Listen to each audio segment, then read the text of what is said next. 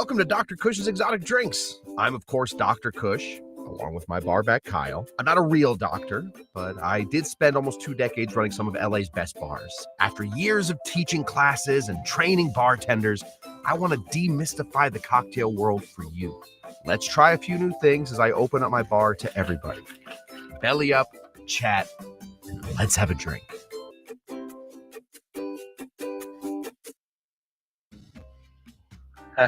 All right, everybody. Welcome to Dr. Kush's other bar, I suppose.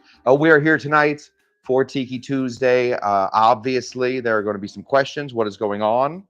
Well, what is with the picture quality? Why do you look blue for some reason? We can talk about those. What am I doing holding a spoon? Why is this knife so big? There are lots of questions that we need to answer. And we will answer those today. But in the meanwhile, let me give you the entire idea of what we're doing tonight. We randomly ended up showing up at my mother's house. This is my mom's house. She is not here. And realized that we had a class to do tonight and didn't really know what to do with it. So we ran all around the house looking for a way moments before the show was going to start in order to make a cocktail. We tried to keep it in the fizz category. We did. And what's better way to make a fizz if you happen to have a mint plant growing outside? What better fizz to make than a makeshift at-home mojito? Now, is this exactly going to be a mojito that everybody says, I recognize that as a definite mojito? Probably not. It's going to be a weird one. It is going to be a weird one, but that's what we're doing. Yes, Paul says I am the MacGyver of booze. I will take that. I do feel a little bit more like the MacGruber of booze sometimes, where things blow up in my face, but MacGyver of booze is going to be good too. Let me say hello real quick to the people. Unfortunately, I won't be able to put some of your faces up here or some of your names up here because since this was kind of a last-minute situation, I'll take Paul's little thing down here. How do I do that? Hide messages. There we go. Because this is such a last minute thing, I did not have time to switch over all of my processes to my traveling laptop. So let me say hello over here to Moose. Greetings to you and all of the Tiki Tuesday crew. Good evening, Johnny Vandebaker. Cheers to you. We got Amy Beer. Hello, everyone. It's good to be home and alone. This show is for mothers, but it does not have to be for mothers. So I understand how that sometimes works. Hello, Espen and Amy from DC. Debbie Clark, winner of the 2023 Kush Tucky Derby. Let me say, hey-o, Davey Virtue. We hit 2180 today. Davey Virtue was our 2,000 subscriber. We have had 180 subscribers since David Virtue. Did David Virtue give me all those subscribers? Could have. I can't prove he didn't. So thank you, Davey Virtue, for all of that. DC Debbie Clark needs a little love. Everybody send DC love right now. Right now. Oh, I have closed out the whole program. There we go. We're right back in it. Let's see. They could use a little love right now. Oh, we had our good friend Espen. He was in the VIP. We were able to do the old school VIP tonight. I think I put the link somewhere. I'll put it again in case you want to join. I don't know. Maybe you're interested. Let's see. BGB the Bun is here. Hello to BGB the Bun. Good to see you. As always a pleasure. Never a chore. Your mom gave you the keys to the kitchen unattended. She did. She didn't know she was going to. She did try and lock me out. But luckily, I have a brother very close that's there's like a Venn diagram of trust. My mother trusts my brother, and for some reason, my younger brother trusts me. And in all of that, I was able to get the keys. So I am in completely unattended with a free run of the bar tonight. So that is what I got up to. We did run that bar pretty hard, and we're going to see how well we do. Well, where in the world is Kush? I'm in a little pueblo just east of Los Angeles, California. It is called Phoenix. It is a desert. I drove all the way through the desert today to get here. just so that we could sit here and make a cocktail. So that is what we were doing. It was kind of a last minute thing. So I'm sorry about the picture quality. Hopefully the sound is good. You guys don't seem to have any issue hearing me. I'm sure there's a little bit of an echo. This kitchen is about 400 times larger than my bar. My bar is, I don't want to give away too much. The bar is very, very small. For those of you, I think a couple of you have seen it live. Very small. If you're the MacGruber of booze, unfortunately, your mom's house would not end up. It would end up in a fireball. Yeah, not ideal. That's not what we want. We instead want my mother's house to end up with a mojito created. So I got in. All right, I threw all my stuff just sort of around. It sort of looks like I showed up and just evaporated. There are clothes and things all around. I will have it cleaned up before my mom gets home soon. I don't know when she's getting home. Soonish, I guess. But then I realized, oh crap, it's Tuesday. I wasn't supposed to be traveling today, but I am traveling today. So it is Tuesday. It is Tiki Tuesday. So we sprinted around. We knew kind of where the liquor cabinet was. I know where the liquor. I stocked most of that liquor cabinet. And I knew where things could be kept. And we found the ingredients. And then we had a stroke of genius that, for some reason, when my mom got this house, this is a new, she just moved in somewhat recently. The people before her had a mint plant that she does not take care of.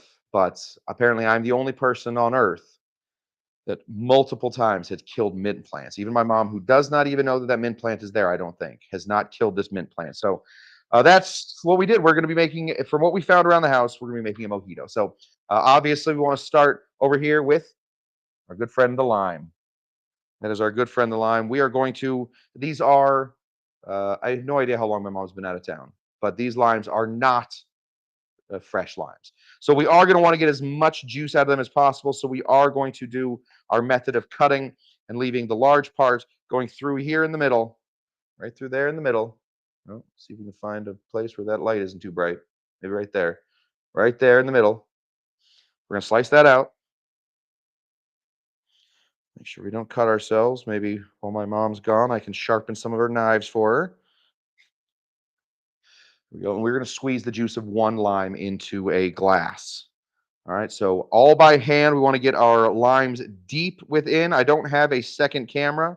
The first camera I brought, it turns out, does not have any batteries. I ran to get to Phoenix as quick as I could and left behind batteries. And unfortunately, and I'm just learning this, cameras don't work without batteries.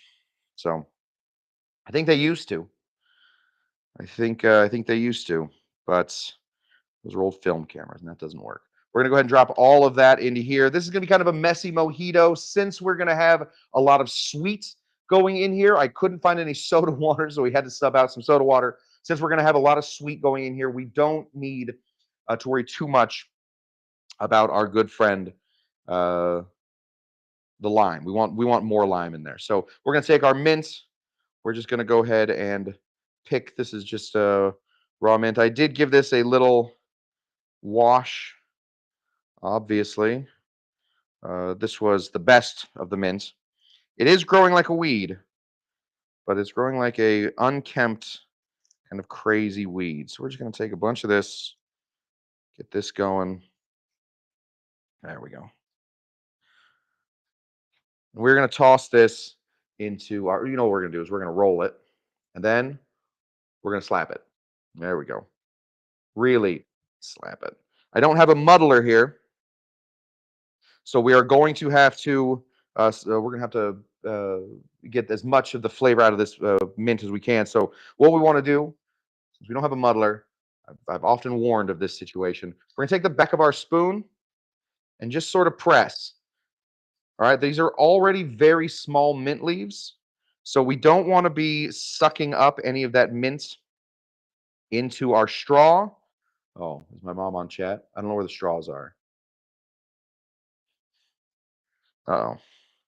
But either way, we're going to push with the back of our spoon, trying our very best not to break up that mint. You don't need to crush the mint in order to get all the flavor out. You just need to squeeze a little bit, just a little press. Go until you can start to smell mint, a little bit of lime. The good news about lime is all that citric acid is going to help pull out all of that good mint flavor as well.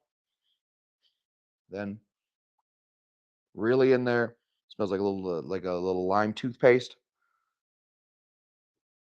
We're good. Bonbon is here, everybody. Very nice. Good to see you, Bonbon. What time is it? What day is it? It is Tuesday. It is 7 o'clock my time. 6 o'clock everybody else's time. I think 9 o'clock some people's time. I thought that looked like a new kitchen. I think it's the same kitchen. I think it's just a clean kitchen. I think that's kind of what it is. I don't know what it looks like. I don't know what a clean kitchen normally looks like. We're gonna give this just a little bit more lime. I feel like I maybe overdid it with the mint. Excellent. Okay, we have our base. We have our sour. We have our bitters. We are going to, of course, then sweeten this. For some reason, no idea why, my mom doesn't have simple syrup all prepped. What are we doing? You don't have simple syrup just ready to go at all times? I usually have about 4 or 5 different types of simple syrup just ready to go at a moment's notice. That is not the case. So we found something that's nice and sweet. This right here is triple sec. Ooh, triple sec. Now, triple sec is a little less sweet than simple syrup. We're going to be okay with that.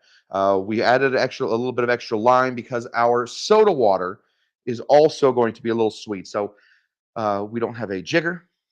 It's just not a thing we have. So we're going to have to do this by the glug test. I'm going to throw my finger, give this little opening. I have a count: 1 1,000, 2 1,000, 3 1,000. So you're going to try and put in 3/4 of an ounce, and that is to me 1 1,002. 1 1,002. It's the glug test. Is that a real thing? I don't know. I think it is.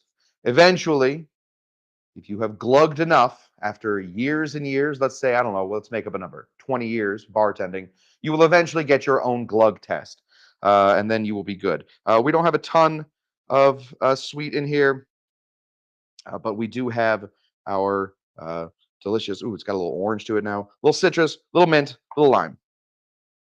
Found 2 different rums. This is the nice rum. We weren't going to use a lot of the nice rum for this thing. So instead, we're going to split our rum with the not nice rum. This is from Safeway Select. It is a West Indies Caribbean rum. Comes with a government warning. So that's always good. We know that we know we're in a good spot when it is, comes with a government warning. Distilled in the Virgin Islands, imported and bottled San Jose, California. We know the good stuff comes from San Jose, California. We're going to be putting in 1 ounce of each. So glug test this out if you can. Let's just take a look. 1 1,000, 2 1,003. Yep. We also life is too short to drink crappy booze. Unfortunately, good to see you, first of all, Bootopia. Always a pleasure, my friend. Never a chore. Yes, life is often too short to drink crappy booze. Today, however, we did not have a choice. All right. We are drinking good, but this is good. This is the Mont Gay. This is the XO triple cast. Hard to beat that. It's pretty darn nice. We are going to go ahead and put in 1 glug of that, 1 ounce of that. Excellent. Your mom should have a measuring cup around. She should. I don't know where it is. I didn't. It took me long enough to just find the things that are going in here. I was not about to search for a measuring cup. I mean, let's just see real quick. I have some of these. I got one of these. I got one of these. Oh, she has one of those saltpeters, but just right in this vicinity, I don't see a measuring cup.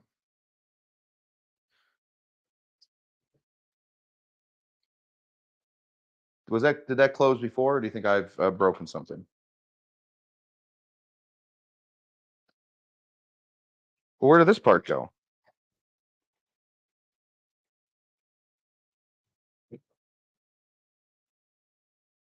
That's what you get for looking. A salt pig. What did I call it? Saltpeter? Salt pig. She is a salt pig. Okay.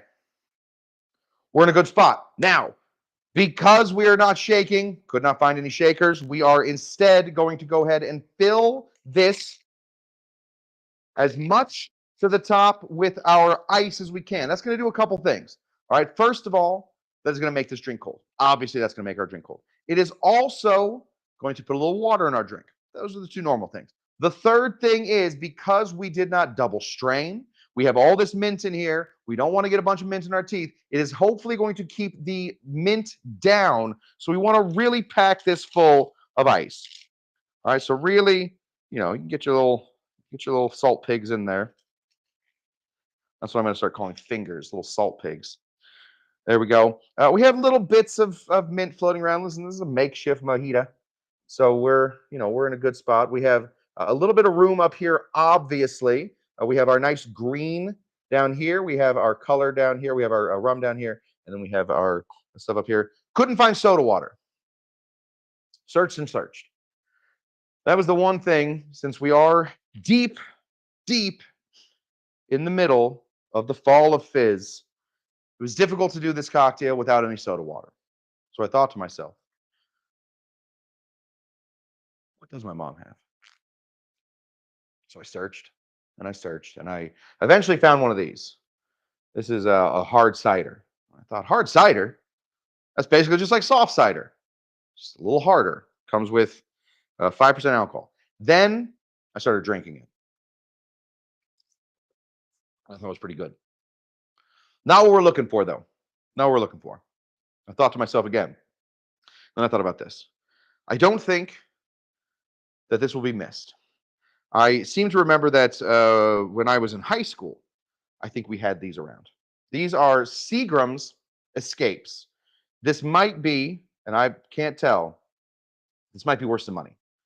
This might, if we take it on to Antiques Roadshow or something, one of the liquor guys there would say, listen, this is a Seagram's Escapes.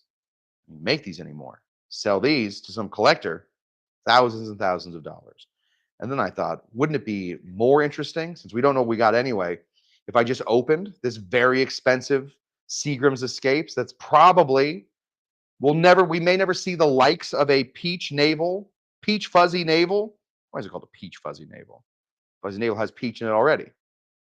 I guess not everybody knows that. Wouldn't it be interesting if we open this on camera and then we get all those crazy people coming to us saying, oh my God, you have no idea what you've just done. It's like you cracked open the cask of Tutankhamun, reached in, grabbed out his eyeballs. This is how rare this Seagram's Escape Peach Fuzzy Navel is. We will never, ever see one of those again. So we're going to open it live on camera. I have a feeling we better get a lot of views on this. I'm acting like I'm a 12-year-old YouTuber right now. We better get a lot of views on this, guys, because we are ruining something. We are taking something beautiful. We are absolutely just desecrating it.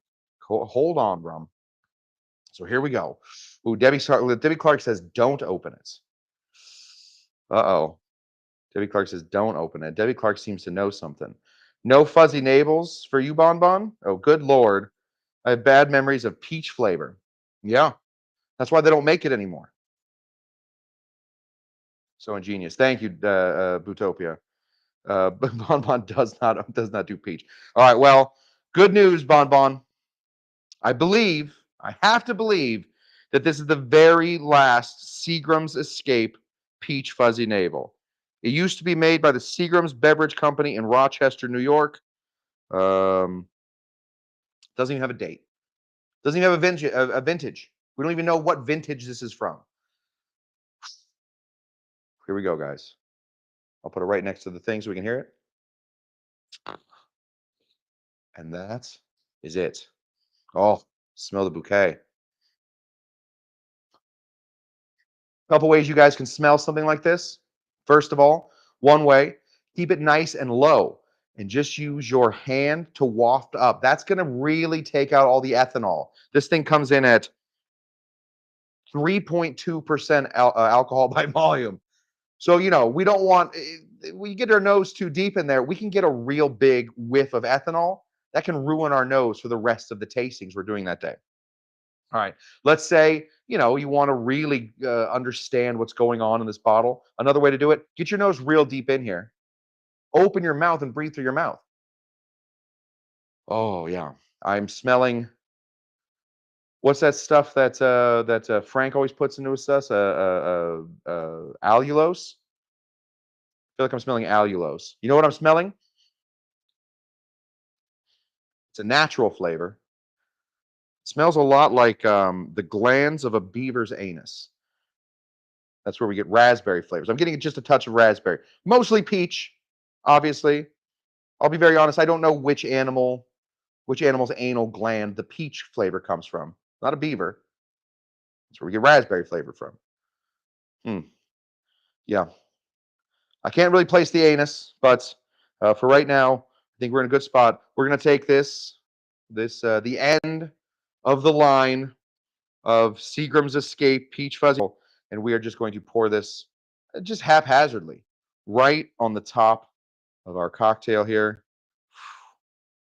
This is a absolute. This will go down in history. Hopefully, people will go back and say, "Listen, kids, I don't want to tell you much about my childhood, but I will tell you one thing. I used to get absolutely blasted on Seagram's Escapes Peach Fuzzy Navel flavor. And I remember the day some bearded idiot in his mom's kitchen decided he was going to use the last one. Now it's gone.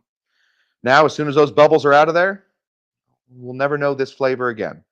Unless, of course, we find out which anal gland it came from. And then we'll, of course, take those animals, put them in whatever kind of enclosure we need to. Do what we have to do to get it whatever flavors we need. Okay, we don't want all that lime just on the bottom. So we are going to very carefully, don't just get in there and start sloshing this around. You start sloshing, you're going to get a bunch of mint floating up. We want to just easily push that mint down, but release those juices right up to the top of that lime, that mint, a little bit of that orange in there. And but we still have kind of a two-tone cocktail, a little green there on the bottom, a little the rest of it on the top. This is not my favorite way to drink a mojito. Obviously, if I could, I would have made a mint simple syrup first. I would have requested that my mom made a mint simple syrup, or honestly, any simple syrup would have done, and I could have just minted it. She did not, and I'll forgive her. I will forgive her. She did raise me. She did, she put up with a lot of stuff for me. So I will forgive her for not making me mint mojito syrup this time. But next time I'm surprise you by coming in. Better be there. We're gonna throw a little bit more mint in there. But we have a bunch of, I don't know how close I can get so you guys can see it. Oh, there's one right there. Right there. See that? That's just little mint particulates floating through. Not ideal. Not ideal. That's why we double strain a mojito. We don't have a double strainer here. We have a mandolin. I don't want to take it out because I couldn't get it back in last time. We also have a saltpeter. We had one of these. Didn't use it. Anyway, and we don't have straws. Let me see if I can find a straw real quick. Just hold on. You guys can still hear me. I'm going to see if I can find a straw. No. Oh! She has grandkids. So obviously, kids like straws. Throw that in there. Get that all the way down to the bottom. This right here, a makeshift mojito. Let's see how we did. We used a lime that has been in the refrigerator for at least a couple weeks.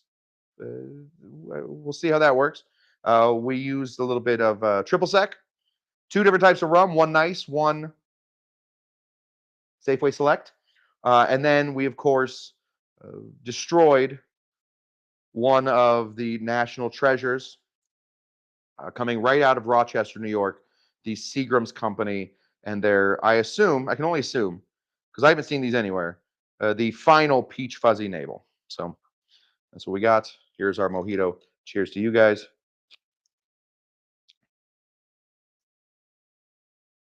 Yeah, I drink that. Listen, you're in a pinch. There's a little mint in there. It's important, obviously, that you get the mint flavor going through here. So make sure you're not just slapping mint and throwing it in there. You want to give it just a little press with the back of a spoon. I'm talking to you guys as if you don't all have some sort of bar tools at your house. I do not have bar tools here. Nice limey flavor. I'll be very honest. I'm not picking up on a lot of whatever anal gland this comes from. It's real subtle. So we probably just could have gone with a little water. But let me say hello to our friend Dougie G. Nothing says delicious mojito quite like beaver anus. Well, let me just remind you, Dougie G, that there is no beaver anus in this one. Beaver anus is from raspberries. I do not know from which anal gland, from which rodent anal gland the flavor of peach comes from. I don't know that.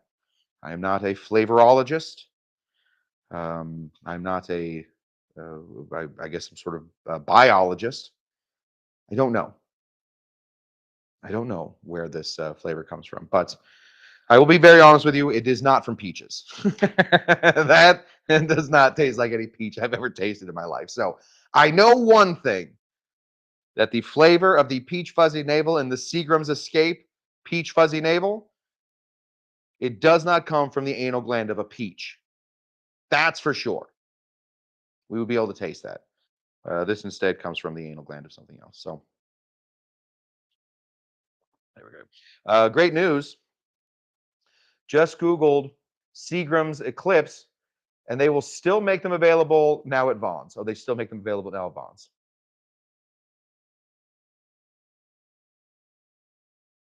It's great news. That is great news. Amy Beard did buy tools for her mom. I bought tools for my mom a number of times. She has not used them. I do not know where they are. I looked. Couldn't find them. Yeah, Shawnee Panda Baker asking the right questions. Do they still sell the peach fuzzy navel?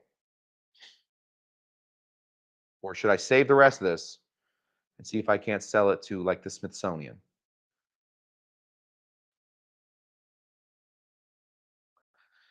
A lot of questions. Amy Bear also introduced her to the Trader Joe's cherries. Freaking love Trader Joe's cherries. The Amarena cherries, best cherries there are. Why? Because when we talk about best, we have to talk about not just taste, but also price and availability. If they're $1 billion, those aren't the best cherries. Unfortunately, those are just some rich guy cherries that don't mean anything to us. Availability. The only issue with these is for a while, I think they were only a Christmas situation. The good news is we're coming back into Christmas. The bad news is we're also coming back into Christmas. That came quick. Yeah, so this is a lot to learn. Costco has Italian cherries for like $18 each. That's too much for a cherry. I will let you know that it's too much for a cherry. The jar, the little white jar of the Amarena cherries. Don't drop that. What if I knock that over? Ruin everything.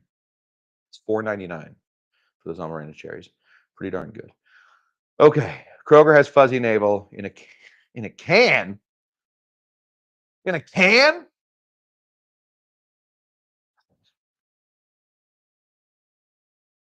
It's ridiculous. Oh, it's a giant jar.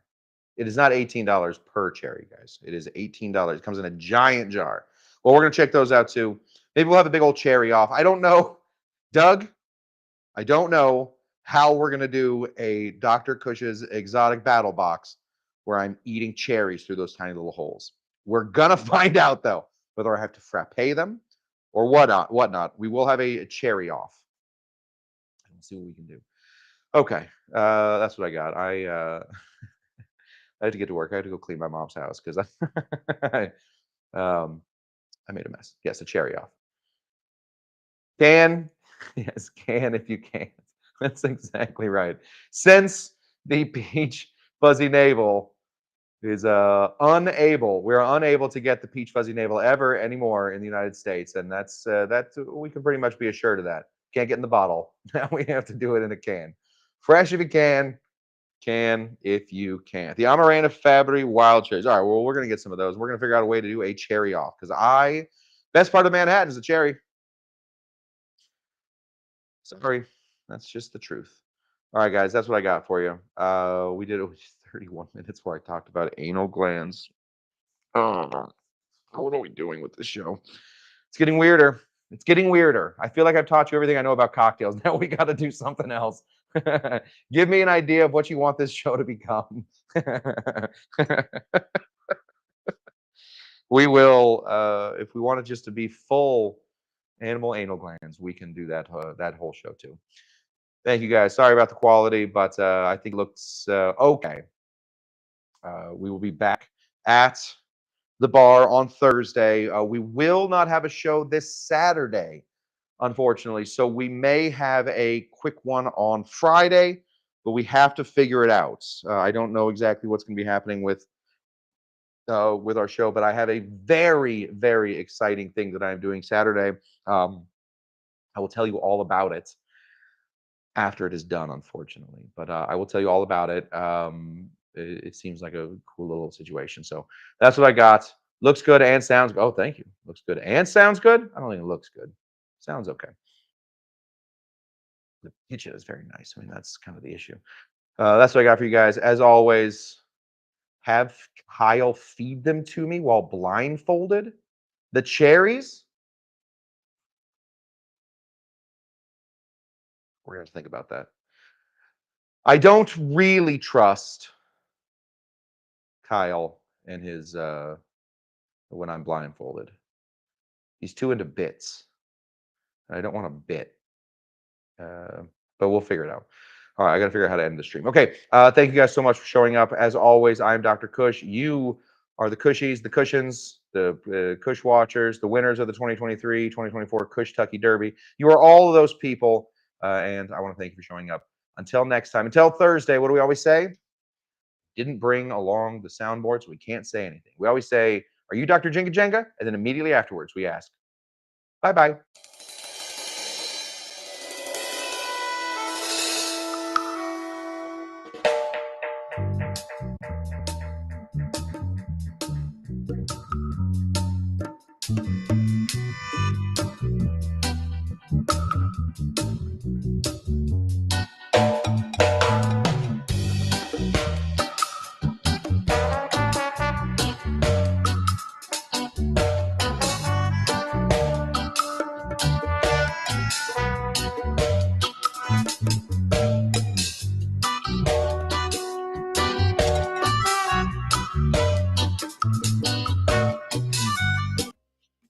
I'm sorry. I do want to let you know. I want to be very honest with the show. First of all, I'm sorry about the Patreon comments. I just don't have those on this computer. It is it's a travel gig. I just had to take a big sip of this cocktail, and I got like 7 or 8. Even though I did not crush the leaves, I did suck them down, and one did go down my throat, and I did think I was going to die. So while earlier I was saying this is probably a passable mojito, maybe, just maybe, find some way to strain out the mint leaves. Please, oh please, oh please, don't choke to death on a mint leaf. It's embarrassing. I mean, listen, will we all go to your funeral? Yes, we will. Will we whisper a little bit at your funeral? Just a little bit. So muddle or get those mint leaves out of there, and that's what I got for you guys. Until next time, sorry about the patrons. Thank you all my patrons. Sorry that I can't show you guys, but until next time, thank you so much, and